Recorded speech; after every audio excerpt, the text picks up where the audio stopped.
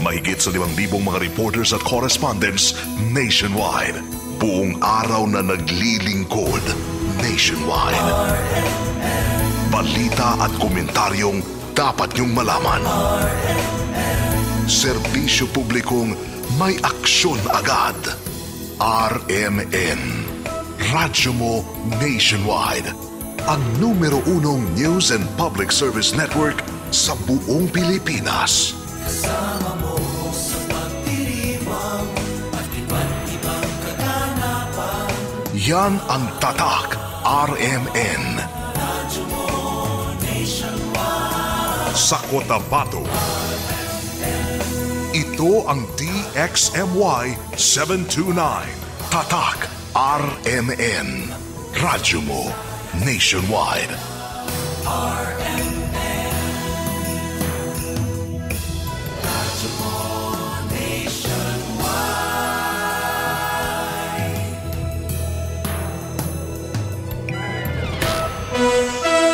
Mga kasama, oras, tatak, alas 6 o alas 10, 4 ng umaga. Tatak RMN.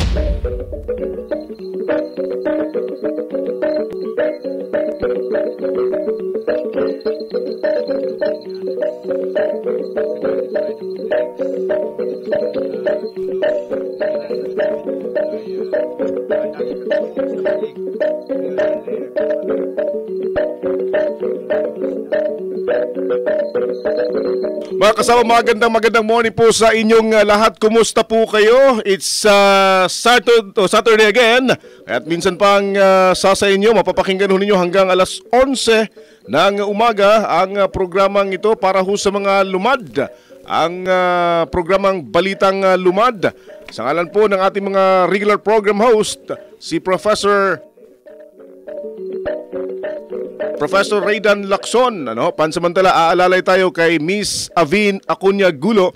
Ang isa po sa mga program host nito hong nasabing programa. Miss Avin, good morning po sa iyo. Good morning, Win, at sa lahat ng mga listeners.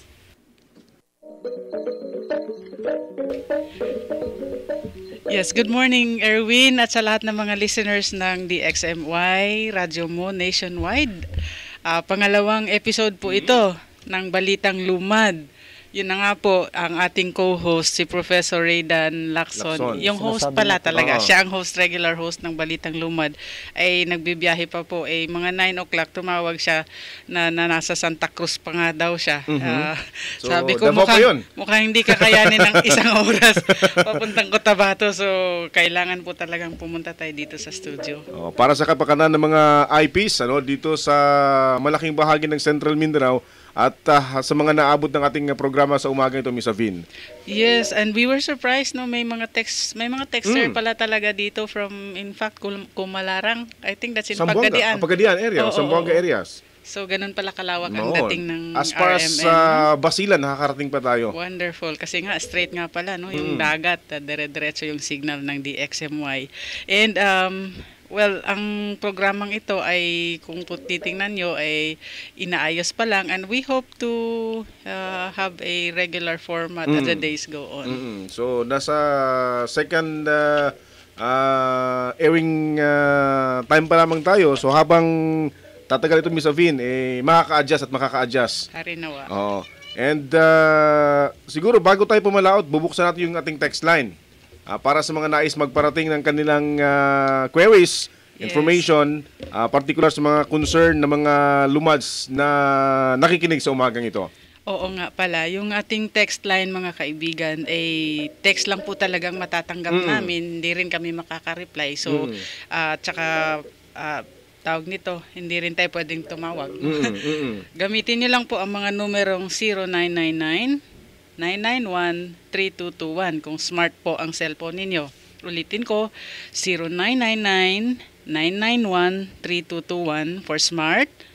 At kung Globe naman po ang cellphone ninyo, maaari po kayo mag-text sa 0927-603-1083. So, for Globe po yan, no? Ulitin ko, 0927-603-1083. Ayun, malinaw ho yan. Kung meron ho kayong mga nais na itanong, at hanggang sa makakaya ni Miss Avin, sasagutin niya, yung mga queries ninyo para sa mga concern na mga kababayan nating mga IPs na nakikinig sa umagang ito.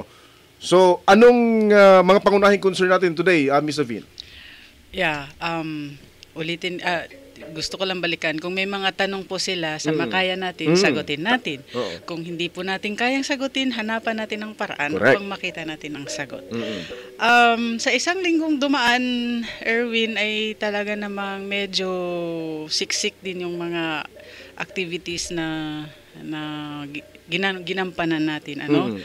For one, ang ating mga kasamahan ay pumunta ng WAO.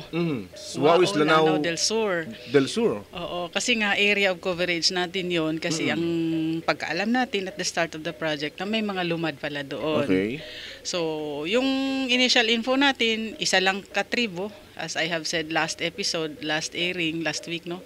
Na akala natin isa lang ang tribo na nandoon. Akala natin higaunon lang.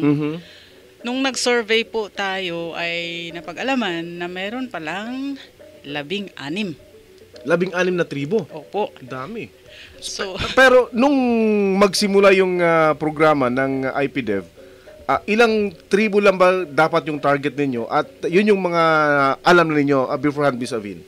4 lang talaga yung target IP groups. Okay.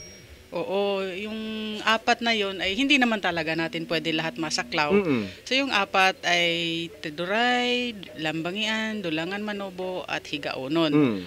So ngayon, yung Higaunon nakita na nasa Lanao and then para nga talaga yun naman talagang mandate ng project is to check, to check by means of a survey. So nung sinurvey, 16 yung tribo at hindi naman ibig sabihin na dahil 16 pala yung nakita natin ay hintuan na natin yung intervention doon. Okay. So maiba lang siya. Hindi na siya yung kagaya ng nakasaad sa project document na gagawan ng ano. So we have to design the project according sa na findings. So itong 16 tribes na ito ay napag-alaman na mga migrant ito. Ibig sabihin they come from other places na hindi sa Lanao. Pumunta sila doon kasi nga karamihan sa nakuha nating impormasyon ay kagaya ng mga higauno ng Bukidnon, sabi nila pumunta sila ng WAO kasi mas mataas daw ang sahuran doon. Okay. Kumbaga sa Bisaya pa kung magtapas og tubo, Mas mabayad. mas Mm. mataas kumpara sa pinanggalingan nilang lugar sa Bukidnon. Kung sa Bukidnon ay 150 lang, siguro nagbabayad naman sa WAO ng mga tipong 200 pesos Okay. kasama pa ang pagkain doon. So these are findings na nalaman natin na meron pala yung mga ganyan na arrangement na ang mga tao ay lumilipat ng kanilang lugar for economic opportunity. So yun po ang nakapuno ng oras natin for the whole week. Sila Jude Martin, siya po ang ating advocacy specialist at saka si Mario Katubay, siya naman po yung ating community development specialist. So alalayan nila kasi yun lang naman din ang role ng IPDevWin, tiga-alalay lang. Hindi tayo yung peprente, hindi tayo yung frontliner, but we just facilitate kung ano yung pangangailangan ng barangay. Kasi nga, 3 taon lang ang project. Okay. Kalahati na tayo ngayon. Edi, kahe-hello lang natin, magbababay na tayo. Papatapos na. Kung umarangkada pa lang, ito na, papatapos na yung programa. Magbe-break na. Break na para hihinto, full stop. So, ganun po ang nature ng NGO. So, minsan, iniisip kasi, NGO, hanggang dyan lang kayo. Wala kayong natulong. Talaga naman po na tiga-alalay lang ang mga NGO, kagaya ng IPDev. Ang totoong merong pangangailangan at merong issue ay yung tribo mismo. Correct.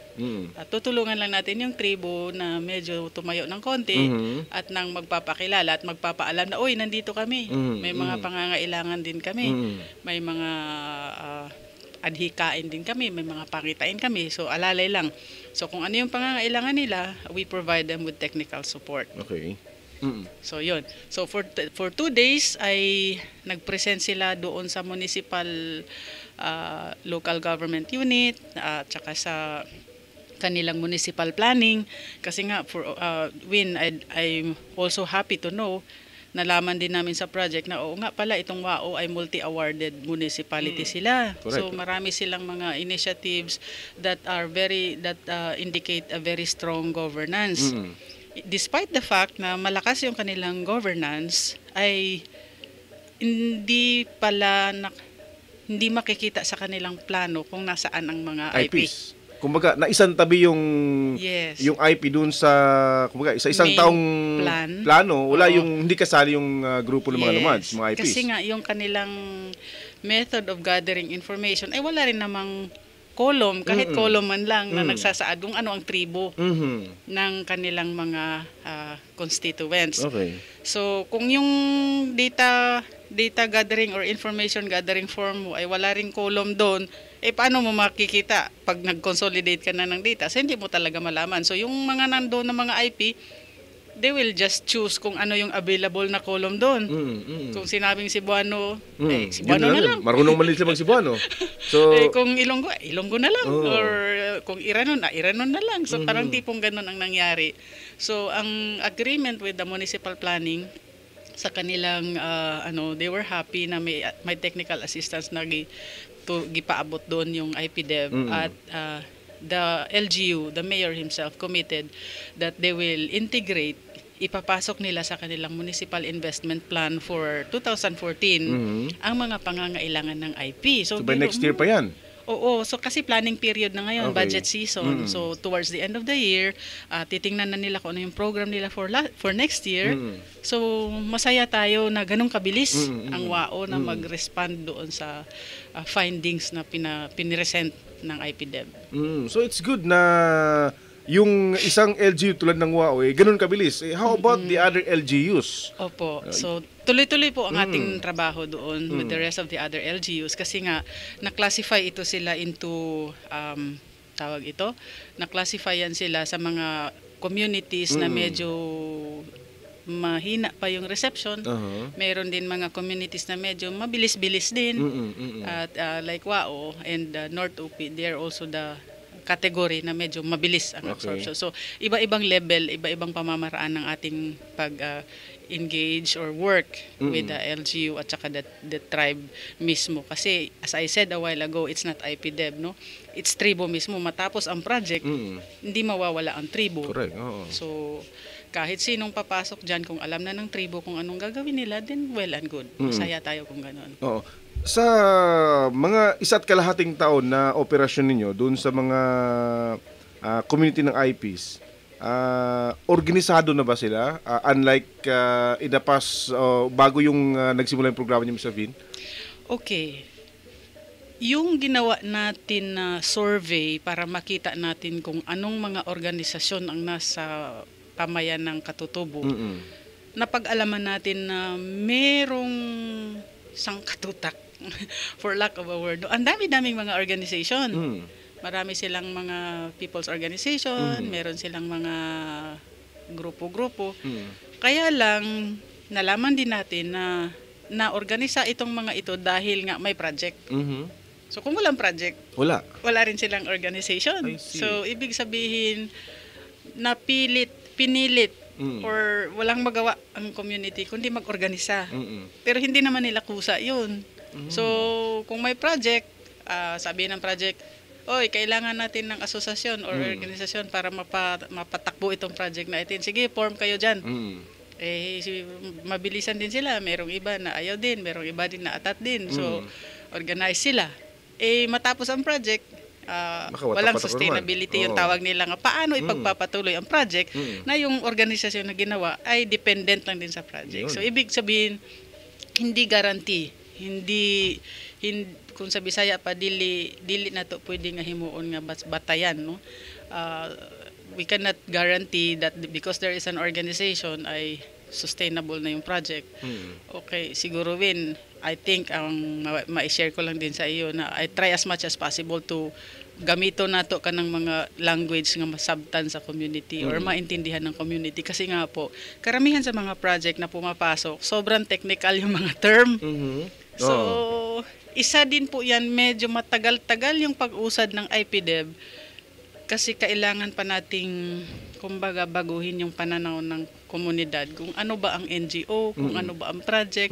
So, siguro, sabi yun sa programa natin last week, nabanggit ko na rin na sa ilang buwan na pabalik-balik din namin minsan sa community, yung mga field development facilitators natin from DevCon, we all parating tinatanong pa, anong project na dala nyo? Kasi nakasanayan na pag sinabing project, may bit-bit tayo, building, may bit-bit na kalsada, may bit-bit na kung ano-anong tulong dyan. Hindi po lahat ng project ganon. Oo. So, yun po ang medyo one of the challenges na hinarap namin. So, going back, yung mga organisasyon na nasa mga barangay ay inuulit-ulit din po namin sa mga community na mawala ang project, maiwan pa rin ang community, ang tribo. So, ano ba ang desisyon na yan sa tribo kung ipapatuloy ba nila o hindi? Kaya hindi mo talaga mapigilan yan na pag may NGO na pumasok, may time frame yan. O may ano lang yan, ilang buwan, ilang taon lang yan. Hindi yung pangmatagalan. Hindi yan pangmatagalan. Walang project na pangmatagalan. Ang tatagal lang talaga dyan ay yung tribo. Correct. So siguro baguhin natin yung pananaw natin dyan na kahit anong tulong na ibibigay ng project, kahit anong tulong na ibibigay ng NGO ay walang kwenta yan kung hindi mismo yung tribo ang magdesisyon na kailangan nating tumayo. Magsumikaw at palaguin. Yes, palaguin. Minsan may mga nakikita din tayo na mga maliliit na mga away-away. Ito po yung nagpapahila pababa. Yung minsan yung iba na tinitingnan na mabuti yan, mag-away-away yan sila para hindi magtuloy-tuloy kung ano yung kanilang gustong mangyari. So, tandaan po natin yan. May tumitingin po talaga sa mga tribo na they're happy na magkakagulo kayo kasi may mga, sabi nila, may mga interest nga. So, iwasan po natin yun kung gusto man natin ng kapayapaan. So, among the tribe, nang nakikita ko rin talaga sa kanila, pag i-remind mo sa kanila yung kanilang mga rights, yung kanilang mga karapatan, ay buhay na buhay yung kanilang sense of nationhood. Kung sinabi nating sense of nationhood, nakaka-relate sila. So, nakaka-relate sila sa mga usaping ninuno, usaping mga ancestors, no, mga sinaunang mga lolo-lola, pang ilang generation. So, nakaka-relate sila dyan.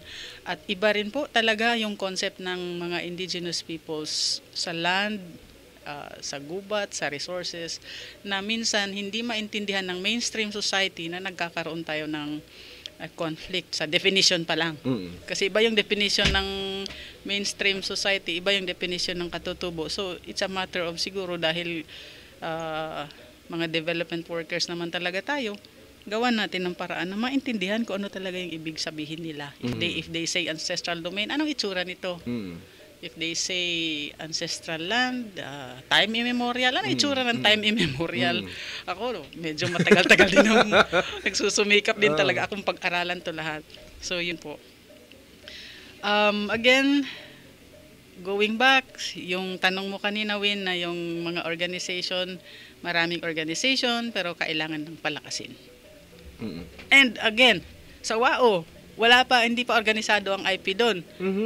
So, kaya nga kasi wala silang wala silang identity doon. So, hindi sila, alam ng tao na nitibo. Nitibo, yun lang ang term na ginagamit, no? Para bang very negative. Ewan ko kung, so ganun, because we don't know of any other term. Ngayon na nakita na natin doon, nakarami pala.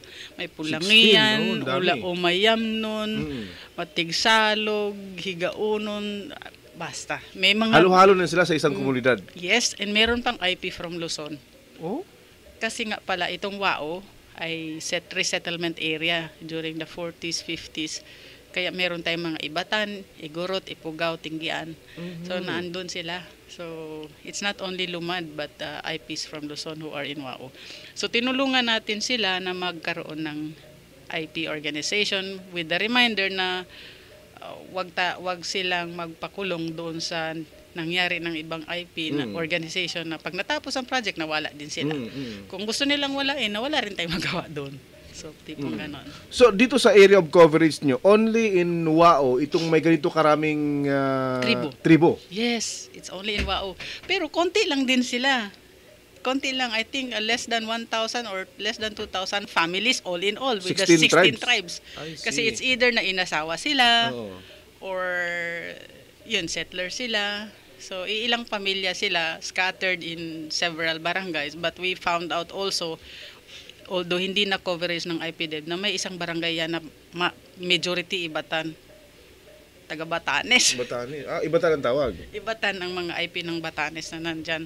And sila yung mga more educated, sila yung, dahil more educated sila, nakapag-aral sila ng mabuti, ay sila din yung nakakakontrol ng economic activity.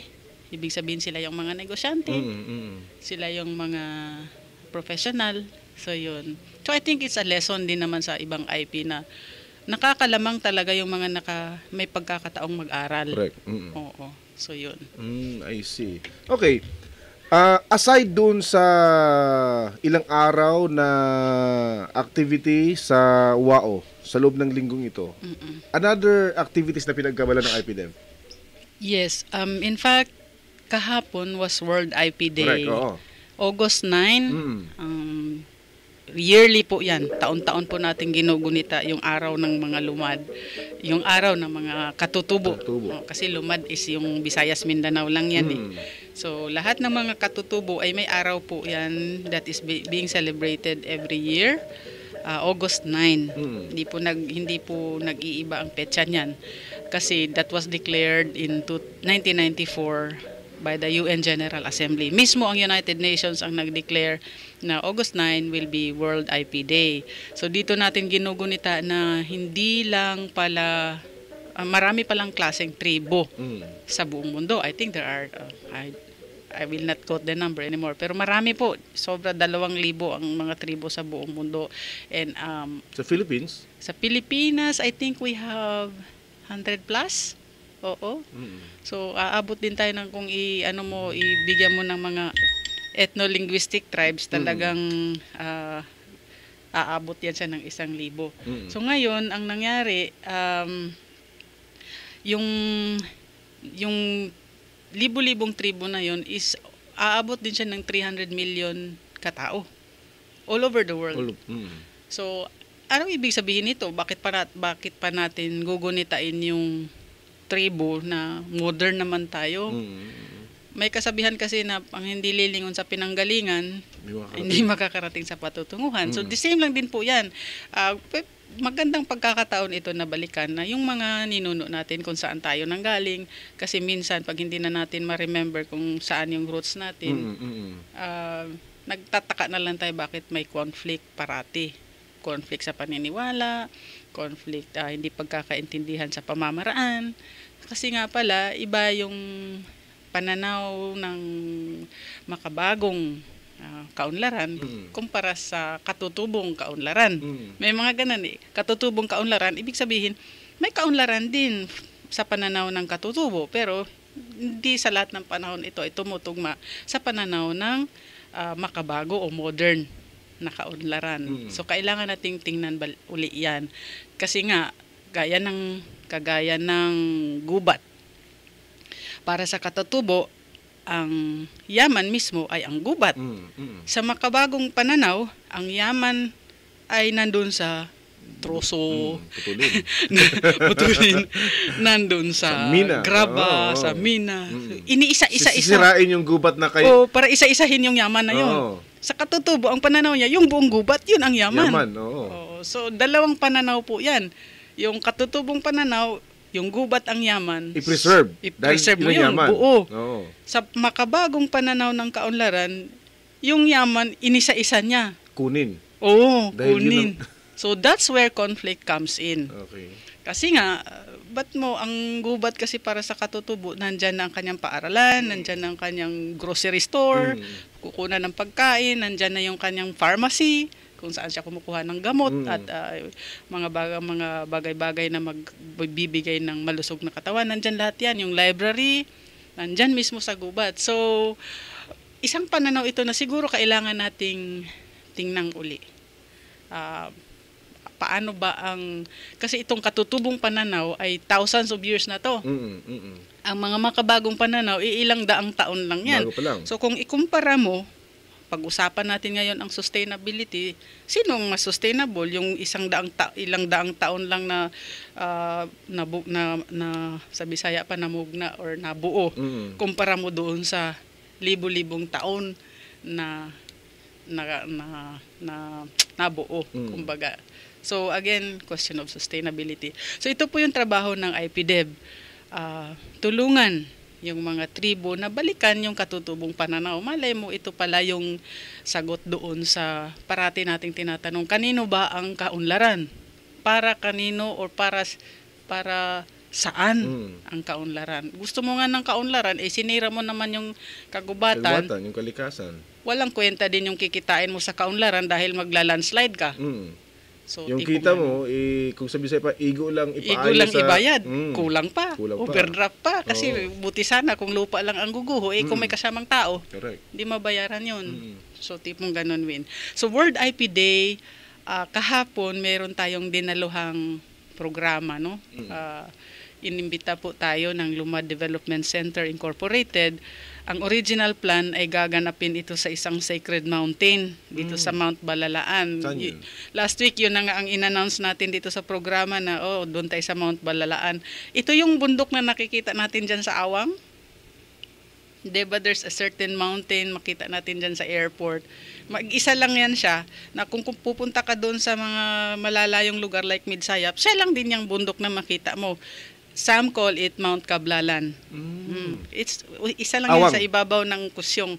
Sa Awang mo dadaan ka sa Awang. So that was the original plan na doon tayo magkaroon ng ritual at celebration. Kaya nga lang talagang for the past week walang humpay po yung ulan. Kahit insidente na pa. Mga insidente pa ng Karahasan. Opo, talagang may mga dagok po na talagang hindi natin maiwasan, wala sa ating control. So ang napag-usapan dahil madulas nga yung ang Tudok Balalaan ay baka dito na lang muna talaga sa syudad o sa city. Isa pa naging problema ata na instead na dumalo yung 7 tribo ata na invited. Yes. Hindi dumalo, hindi pumunta dahil sa nangyari nung Lunes. Correct. Kasi nga pala yung bombing na nangyari nung Lunes, talagang napakasakit po sa ating lahat yun. Yung mga nagsusumikap na patuloy ang kapayapaan sa lugar natin ay talagang niyanig muli. At tayo na mga maliliit ay talagang ano bang magawa natin? Talagang nagdadasal tayo at nagtatanong at nagsusumikap na magkaroon man lamang sana ng kasagutan bakit patuloy itong mga ganito. Wala na bang humpay? Hindi na ba tayo pwedeng magpahinga sa gulong nararamdaman natin? Na maglakad ka or mamasyal ka na walang pag-alinlangan. Walang pag-alinlangan. Hindi ka mapapahamak. Right. So, ganun po yung mga dahilan kung bakit we had to rearrange or adjust the activity.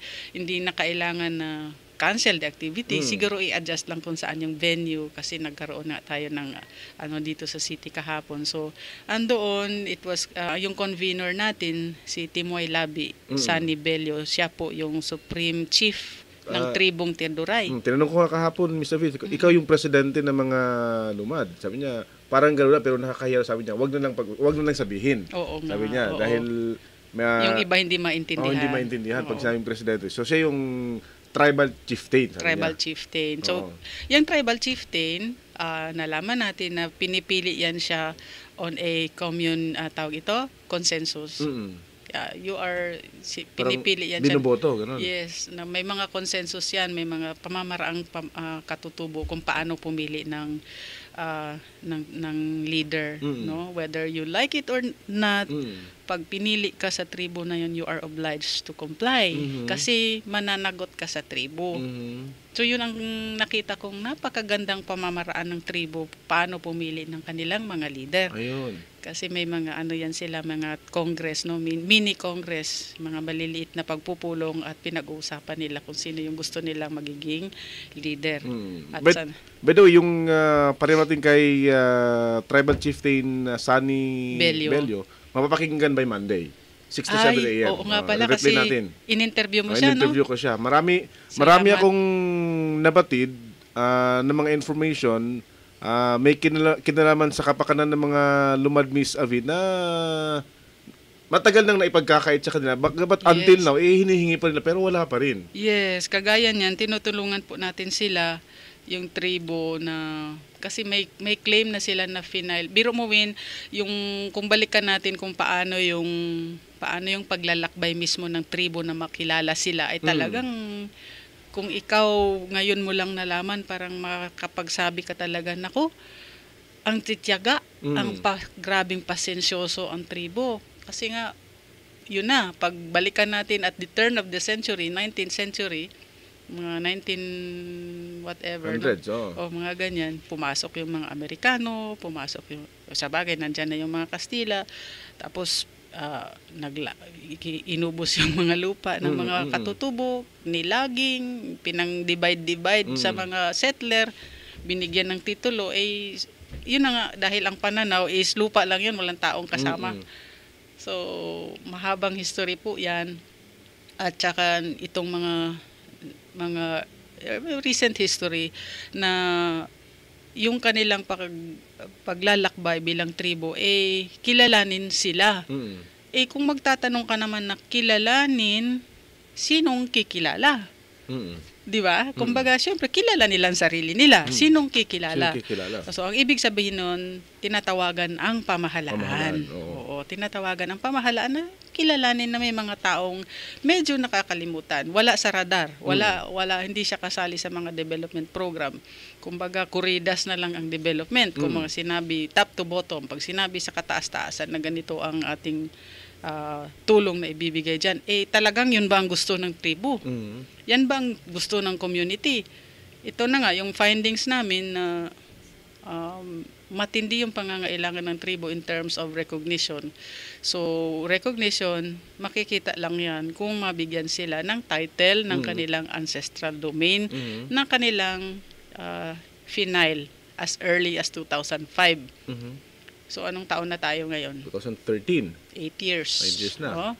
8 years na po nilang final yung kanilang claim at wala pa tayong nakikitang concrete steps na ma-survey itong kanilang claim. Kasi claim yun Gaano kalaki yung kiniklaim nila? The claim is, I think, 201,000 hectares. Okay. Ito ay dito sa ARM lamang? Maguindanao lang Maguindanao yan. lang. Oo. Kasi nga, di ba ang tradisyon natin katutubo, wala tayong libro. Wala tayong sinusulatan, wala tayong papel. Everything, all the knowledge, pasa-pasa yan through the generations, through thousands of years orally. Sinasabi ba, pinapasa through word of mouth. Ngayon, ang ancestral domain claim, nandyan lang yan sa utak, nandyan lang yan sa isip, nakatatak na yan sa kaalaman ng tribo. Ang hinihingi lang ng tribo sa pamahalaan ay mabigyan ng title. Just to... Gawing papel. Na, kasi hindi mo mabasa utak ko. So, pakita ko tayo sa yung papel. Na nandito nakasulat. Ito. Na ito ang inyo na yan. Yes. IPs. Hindi naman ibig sabihin na kung sino yung may title, nakatitulo dyan ng titulo na pangkaraniwang titulo na nakukuha natin ngayon, ay kukunin na yan. Hindi. Ipaalam lang. The ancestral domain title is a peace building tool. Kung gusto mo ng kapayapaan, it's a peace building tool. No? Ibig sabihin, pag nakita na natin visually kung saan yung ancestral domain claim, with understanding comes peace. Kumbaga, naintindihan na, so madali na lang ang usaping pangkapayapaan. Kasi nakita mo na in paper. So, yun po. So, ngayon, tuloy-tuloy yung ating ginagawang pakikipag-usap sa mga kinauukulan. Meron na po tayong commitment from the ARM governor himself na he will provide all the support na makandak itong survey na ito. Tapos, ang NCIP, nagkaroon sila ng balasahan at saka bagong mga appointment. Yung ating kinatawatan dito sa ating area, hindi na re-appoint. Hindi siya na-reappoint, but it's still the same process. Wala na sa atin kung bakit hindi siya na-reappoint.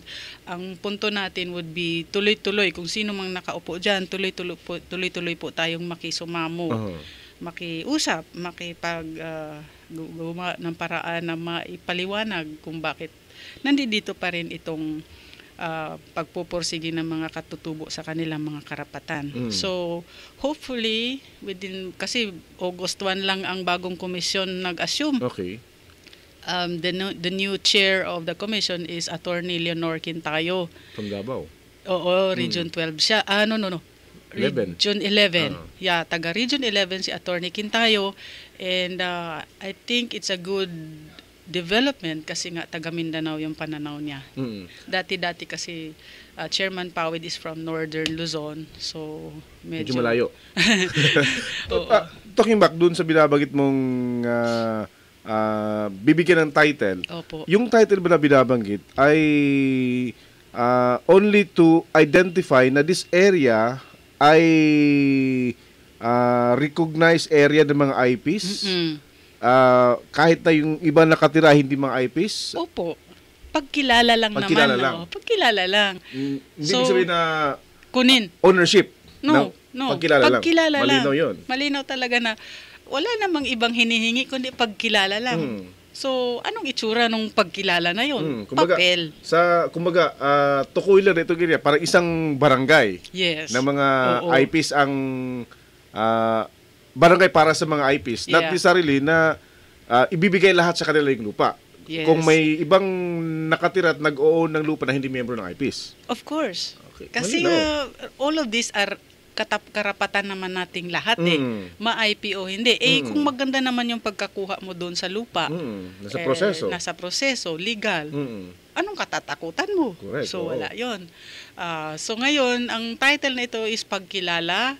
As I said, the native title is in the hearts and minds of the IP. Nakatatak yan sa kanilang isipan at saka puso. Pero paano mo ito ipaalam doon sa hindi nakakaalam? Correct. Papel. So, ito na yung title. So, the title can only be generated kung na-survey. Kasi nga, yung patakaran kasi natin sa ating pagpapatakbo ng governance, basta na lang unilateral declare ng isang munisipyo, isang barangay, isang probinsya, ganyan, without the benefit of a proper survey. So that's a conflict in the making kung may ginawa kang political boundary dyan at hindi mo pinasurvey. Correct. Talagang expect conflict in the near future kasi nga may mga tao talagang magko-contest dyan. Hindi ang boundary dito, ang boundary dyan. Sumobra kayo ng ilang metro. Biro mo yan. Problema na yan. Problema na yan. Siguro, may binabanggit kayo na okay na ang regional government. May binabanggit kasi yung DNR-ARMM na aprobado na yung contractor na magsasagawa ng cadastral survey. So, maring magiging saklaw na ito, hopefully. Yes. Okay. So, ganito, panibagong usapin naman yan, Sherwin. Kasi ang cadastral survey is different from the ancestral domain survey. Aha. So, yun na gani, yung kung going malakihang usapin pa rin na at the national level, yun ang problema din sa atin kasi maraming mga policy conflicts. Marami tayong batas na pinasa without considering a previous law. So, nagbabanggaan mismo yung batas. So, may batas para sa DENR, may batas para sa DAR, may batas para sa mga IP. So, sino doon susundin? Yes. Paano mo pag-reconcile yan? No? Paano mo sa Bisaya pa, unsaon mo naghaom na overlapping yung kanilang mandate. But in any case, that should not be a conflict dahil survey lang naman lahat yan Survey. No? So, pag sinabing survey, tinitingnan lang yan saan yung mga boundaries. So, I'll tell you one experience. May karanasan po kami ngayon sa ginagawa naming survey between tribes. Ang IPDev is not the agency to do a proper ancestral domain survey. Only NCIP. Not even DNR, not even But NCIP is mandated to do the survey of ancestral domain. Itong ginagawa ng IPDev is yung katutubong paraan kung paano sila nagsiset ng boundary. Okay.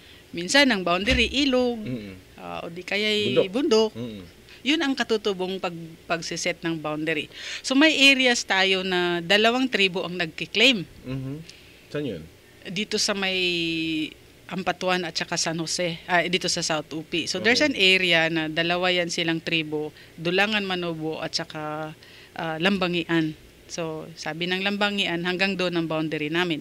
Sabi naman ng Dulangan, hindi, dito banda. So, there's a certain overlap na nangyari. So, anong ginawa ng IPDev? Ginamit natin ang modern technology, yung tinatawag natin na Google Earth. Okay.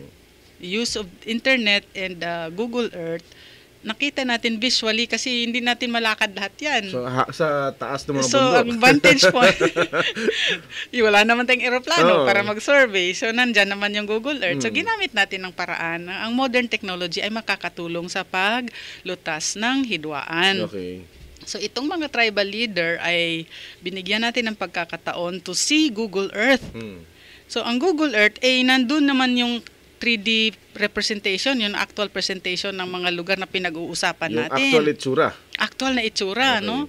So, hindi naman siya real time, pero very recent images. Mm-mm, No? So, yung mga image na nakuha natin is February 2013. So, that's basically just 6 months old yung picture. So, hindi hindi pa yan bago ang itsura ng lugar na pinag-uusapan. For example, yung isang lugar, boundary niya bundok, ganito, ganyan. Tawag yan, i-navigate natin ang Google Earth. Mm. Nakita rin nila talaga doon, pwede palang makita na kahit di na natin lakarin. At na napuntahan. Hindi na napuntahan. Hirap kaya Erwin, Oo. no? Isang bundok lang. Tsaka paano mo makikita yung actual Wala, nandito ka lang sa Oo. ilalim. So, paano mo makita yun? So, nag-Google Earth tayo at nakita nila, so tinuturo nila, yan na yung bundok na yan, ganito, ganyan. So, pinag-usapan nila ngayon, sigurado ba kayo? Oo nga pala, ganito, ganyan. So, we set the boundaries. Nakita na doon, ang marker na kaagad, with the help of the tribal leader. Kasi hindi man tayo taga doon. Mm. So, sila yung mga nandoon sa lugar mismo ang makapagsabi kung nasaan yung boundary. Mhm. So, that's the beauty of pinagsabay mo or you merge, no? You get the best of indigenous knowledge and modern technology. Mm. So, malaking tulong siya, participatory siya in the way na nandyan sila upang sila ay tuturo. Yan ang boundary, yan ang bundok, yan ang talon, waterfalls, yan ang ilog. So, yan ang lawa. Yung amin yan, amin. Ito Oo. sa'yo. Oh, Ang dami palang lake din dito, Win. Hindi mo alam. Hindi pa natin napupuntahan yun, ha? Hindi natin napupuntahan. Pero sa tulong po ng modern na pamamaraan, nakita natin na ang ganda ng lugar. Mhm. Makita mo rin kung paano sinira. Mm-mm.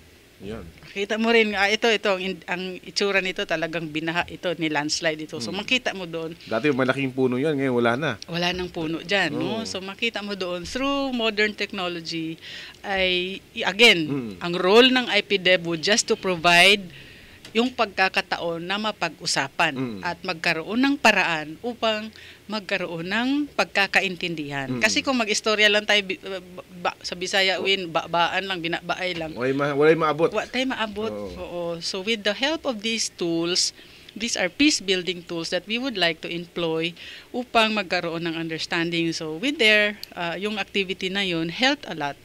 Nakatulong siya upang magkaroon ng pagkaintindihan sa boundary. Mhm. So, ito rin po yung tinitingnan natin. I'm sure there's modern technology out there that can help us with the help of NCIP, with the help of the armed government, na ito ay makakatulong sa paglutas doon sa maraming hindi pagkakaunawaan mismo sa tribu lang. Yung ganon. Ayun. Mga kasama, oras natin tatak alas 10:45 ng umaga. Nasa huling 15 minuto tayo ng ating programa. Together with Miss Avin Acuña-Gulo, minus Dr. Raydan Lacson. So, kahapon dun sa pagdiriwang Miss Avin ng IP Day, Oo. nabatid ko doon na may marami pang sentimento yung mga IPs, particular dito sa ARMM. Oo. Binabanggit sila 15 years nang nabuo yung IFRA law, hindi pa rin totally na ipapatupad ng pamahalaan. Kaya nga po, ito yung panawagan. Sa lahat ng mga community na pinupuntahan namin, iisa yung panawagan na magkaroon ng IPRA, ma-implement ng IPRA. May mga nagtatanong naman, bakit mo naman i-implement yan na may mga butas man yung batas na yan? Wala pong batas sa Pilipinas na perpekto. Ang importante, ma-implement muna at makita ko saan yung kulang. Saan yung kulang para kasin? Oo. Tapos, hindi pa nga na-implement, gagawa na naman ng bago. Panibagong hindi pagkakaunawaan ang maharap natin doon. So, ganun po. Gaya niyan ngayon na supposed to be, merong batas na gagawain ang ARM for the IPs na nasa cloud niya. Dahil hindi pa ito nagagawa, the national law applies. So national law, ano itong national law? IPRA. So ang IPRA will recognize the rights of the IP to ancestral domain, rights of the IPs to self-governance o yung sariling pamamahala at saka yung social justice and human rights at saka yung kanilang cultural integrity na ibig sabihin pwede nilang i-practice or gampanan yung kanilang mga katutubong pamamaraan sa pag-ayos ng mga hidwaan, mga ganyan. Ang magawa natin dito talaga is that kagaya kahapon during the World IP Day ay may mga statements of support na ginawa yung mga iba't ibang sektor at ito ay i-consolidate ng Lumad Development Center, and we are working closely with Lumad Development Center. Buuin ito at ito yung magiging ipipresenta uli sa mga kinaukulan like ARM, the ARM Governor and NCIP. Yun na nga, one of our findings doon po sa ating ginawang mga research and discussion sa project ay yung mga dokumento, maraming dokumento na pinaabot ang mga IP sa pamahalaan ay tinitingnan as informal documents. Okay. Kung Tagalogin natin yan, kumbaga, wala. Parang hindi binibigyan ng priority. Hindi pinapansin. Oo, sa karami-raming position paper, sa karami-raming presentation, sa karami-raming mga statements, may mga tawag ito, pagpapaabot ng kanilang sentimiento, mukhang hindi pinapansin. Anong meron sa issue ng IP na bakit hindi siya priority ng gobyerno? Ng gobyerno. Oo. So, na-encounter po natin yan. Mismo tayo ay talagang nagtatanong din, nga, ba't hindi pinapansin pag may position paper ang IP? So, pareho namang tao at residente ng lugar kung saan man ito.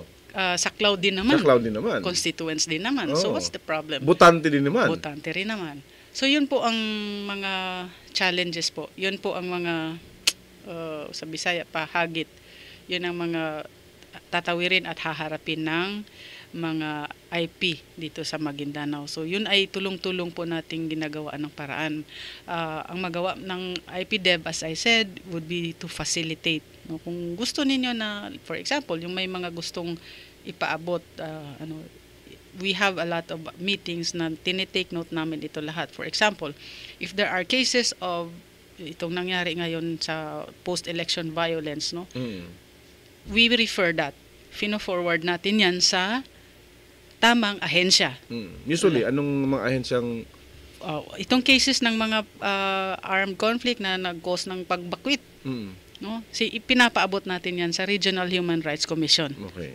Hindi po role ng IPDev na lulutas nun. So, ang role ng IPDev, ipapaabot sa na inaatasang ahensya. So pinapaabot natin sa Human Rights Commission, pinapaabot natin sa ang mga ahensya ng pamahalaan. NCIP, gano'n. NCIP.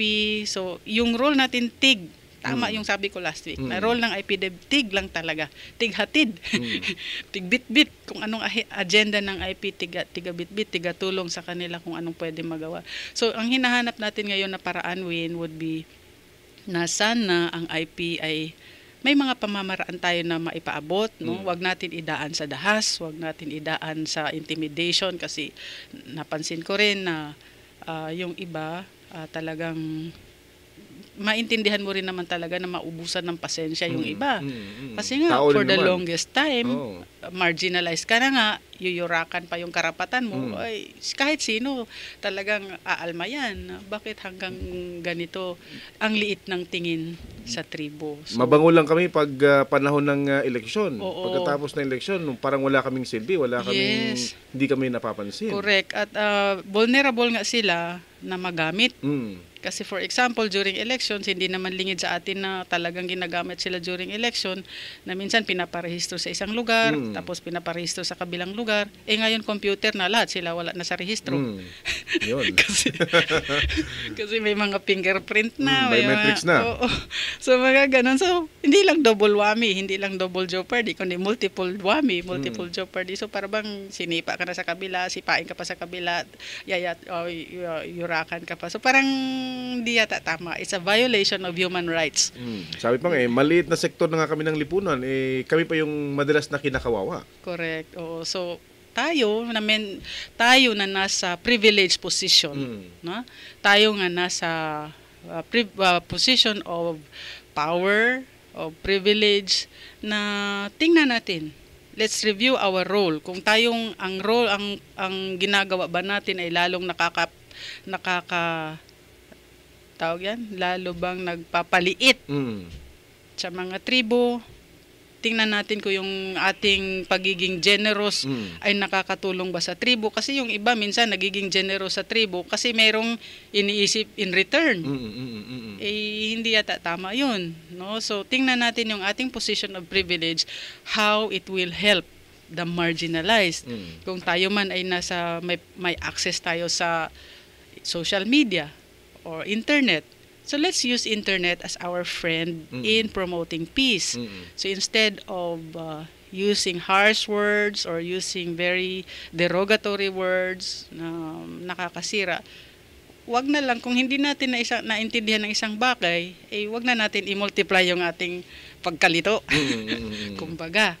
So let's ito nga kahapon yung mga estudyante ng Notre Dame Center for Catechists, may statement din silang binigay na yung kanila is we support the call for the LUMADs na to implement IPRA in the ARM. Meron din silang panawagan sa sarili nila bilang mga estudyante. Ang panawagan nila is that bilang estudyante na pag magsumikap din sila na intindihin ang issue. Hindi lang kumbaga meron silang hindi naintindihan ay pagpapatuloy na lang yon. Tsaka marami kasi sa atin na we are so sure of the wrong things. No? Kung meron tayong hindi maintindihan, there's a lot of pamamaraan na pwede nating intindihan ng issue. May internet naman. Instead of focusing our energies looking at chismis, looking at intrigues, baka makatulong. Because internet is a very equalizing. Correct. Equalizer ang internet. It's up to you how to use it properly for your own development. Nasa internet lahat. Kung gusto natin ng research, nandyan lahat sa internet. It's a matter of really just expanding our horizon and not just be focused on conventional social media. Minsan nakita mo sa social media, manghinayang ka kasi mga walang kakwenta-kwentang pinag-uusapan, pinag-aawayan, ganito, ganyan. Instead of promoting understanding, nandyan ng internet. So, in fact, we also learned about IP issues through the internet. Kasi nga, nagtataka kami, ano ba talaga itong CADTI? Ganyan. So, nag-search kami. And then we found out na may isang probinsya sa Pilipinas, hindi pa taga Luzon, but from Mindanao, na who was the first to complete the issuance of CADTI. Sila yung probinsya na pinakauna sa buong Pilipinas na nakapag-title ng Certificate of Ancestral Domain Title. Saan ho ito? Combal. I see. Davao region. Yes, southeastern Mindanao region. It's Combal. And surprisingly, Combal is a very, nandun na lahat, no? Kung may problema sila sa mga saging, may problema sila sa laging, may problema sa mina. Nandun na lahat. Problema, binagyo, ni landslide, nandun lahat. But what am I saying? Being the first to issue a ancestral domain title, ang message nila is that lahat ng probinsya sa Pilipinas ay patas nung pinalabas ang IPRA. Ibig sabihin patas, top to bottom lahat ang batas natin. Wala pa tayong batas na bottom up. Bihira pa. So yung pag-issue ng IPRA, pagpasa ng IPRA, lahat may challenges. Pero ang nangyari sa kanila, they went beyond the challenges. So ang usapan, sa sharing namin, dilanal namin yung mga key tribal leaders doon sa Combal, may mga sharing experiences tayo with the kapwa lumad doon, nang sa kanila is may kaharap din silang armado, may kaharap silang miner, may kaharap silang logger, may kaharap silang malalaking plantasyon, may mga kaharap silang malalaking negosyante. So, hindi sila, ang gandang nakita ko doon, talagang usapan nila na wag idaan sa dahas. Yun ang nakita kong very klaro talaga sa kanila na kung gusto man natin magkaroon ng ancestral domain title, hindi natin idaan sa dahas. So, they worked in the legal arena. They lobbied. Kung talagang pabalik-balik daw sila sa kanilang gobernador, ginawa nila yun. Kung pabalik-balik sila sa kanilang congressman, ginawa din nila yun. And ultimately, dahil medyo matagal na nga silang matagal yung kanilang tinahak, nakuha rin nila yung ancestral domain title. Pero meron bang binawi na lupa? Wala. May title, pero wala namang binawi na lupa. Just the title alone. Oo. Recognition. Pagkikilala lang. So, ang sinasabi natin dito is that minsan takot lang tayo dahil hindi natin in-explore lahat Hindi natin ginawaan ng paraan na, oo nga, intindihin nga natin ang issue na ito. So, minsan yung takot natin na uuna. Ganyan sila, ganito, ganyan. Pero hindi try lang natin na we will exhaust everything na mapag-usapan. Kaya nga maipaliwanag kasi with explaining siguro searching for the truth, hindi rin makuha natin yan bukas, hindi rin natin makuha yan kaagad the next week, pero the point is pag hanapin makita. Minsan din kasi hindi natin hinahanap umuupo lang tayo doon. Nag-aantay na lang tayo na ipaliwanag sa atin. May pagkukulang din tayo in that aspect. Okay. Miss Avin, sa last 2 minutes, final message mo sa ating mga tagapakinig, mga IPs, baka may mga pahabol ng mga taxpayers dyan. Pwedeng masagot. Actually, hindi pahabol. Talagang pumapasok na sila. Okay. Simula pa kanina na binigay na natin yung ano. Ang ginagawa po natin dito lahat sa mga tinitext ninyo we are collating this. Hindi ito dinidelete, but talagang ini-evaluate namin ito. May mga tanong na hindi namin masagot agad. May mga tanong na minsan hindi na namin mention pero nasasagot na rin pala. So, we will use this opportunity na maipon yung mga feedback ninyo. Kasi minsan sabi, wag na kayong mag-ano dyan kasi naintindihan na namin, mas masaya kami doon. No? So, kung mayroong mga tanong, just use these 2 numbers. Inilaan natin ito talaga just for text queries sa ating programang Balitang Lumad. And again, as I said last week, nire-record po natin ito. Yung programa natin last week, kung meron kayong internet, pwede nyo na pong mapakinggan. Okay, may website na? May YouTube tayo. YouTube, okay, sa YouTube. May YouTube tayo. Na-upload na siya, mapakinggan nyo na doon. So, ang iba naman, kung na-record ninyo ito, pwede man yan sa cellphone. Kung may mga activities ninyo, i-replay ninyo doon sa mga hindi nakarinig. And more importantly, Edwin, may napapansin din ako. Minsan magaling tayong mag-speech sa ating mga kanya-kanyang opisina, sa ating mga kanya-kanyang organisasyon. Ang galing nating maglahad ng mga issue. Pero pag uwi natin sa bahay, hindi na pag-usapan. So, anong ginawa mo? Oo. So, ibig sabihin, kung yung issue ng IP, nakpakinggan natin sa radyo, hindi naman din natin pinag-uusapan sa pamilya natin. Wag na kayo mag-expect na mapag-usapan ng mabuti yan sa barangay at saka sa munisipyo kasi mismo sa bahay ninyo, hindi nyo napapag-usapan Di ba? So, make use of your own area of responsibility. What is this? The family. So, pinag-usapan kanina. Siyempre ba naman sa pagkainan kahit paano may pinag-uusapan kayo diyan Wag na yung mga lecture sa mga bata. Mga bata hindi na yan makinig ng mga kung ano-anong lecture. Siguro pag-usapan ninyo ito in the simple terms. Wag na kayo masyado matali sa mga mahihirap na mga technical term. Kung ano lang yung pagkaintindi natin, the children will understand. Na pag sabi natin paano maging sustainable yan, hindi natin sinabi sa mga bata paano maging sustainable. So hindi yan mapasa sa susunod na salinlahi or sa sunod na generation. So yun po ang siguro as a matter of personal advice on my part. You don't need money. Hindi na kailangan paggagastahan pa natin yung makipag-usap ka sa mga bata, di ba? So pag-usapan natin sa ating mga kanya-kanyang pamamahay at try to understand kung ano talaga ang issue. And then kami naman, bilang tigahatid po ng issue ninyo, use everything possible na maparating sa atin ng issue. Yung text line natin 0999-991-3221 at 0927-603-1083 ay permanent numbers po natin yan na pwede natin gamitin para matanong nyo, maipaabot nyo ang inyong mga katanungan. Okay. Miss Avin, salamat sa isa pang pagkakataon na makasama ka ng ating mga tagapakinig sa programang ito, Balitang Lumad. Till next Saturday. Okay. Mga kasama, si Miss Avin Acuña Gulo, project manager ng IPDev. And sa ngalan ni Professor Raydan Lacson, pansamantala, ako po si Erwin Kabilbigan. Maraming salamat. Magandang umaga po sa inyong lahat. Nung daan ibadahimod, kagawon sa pagmanalani, tamay luray pusa kae. Tumawag ang damugan, ukit kita kagulong, tragulong. Itatak mo na! Nakatatak RMN pa rin ang buong bansa. Itatak mo sa bahay mo. RMN ang radyo mo. Itatak mo sa radyo mo.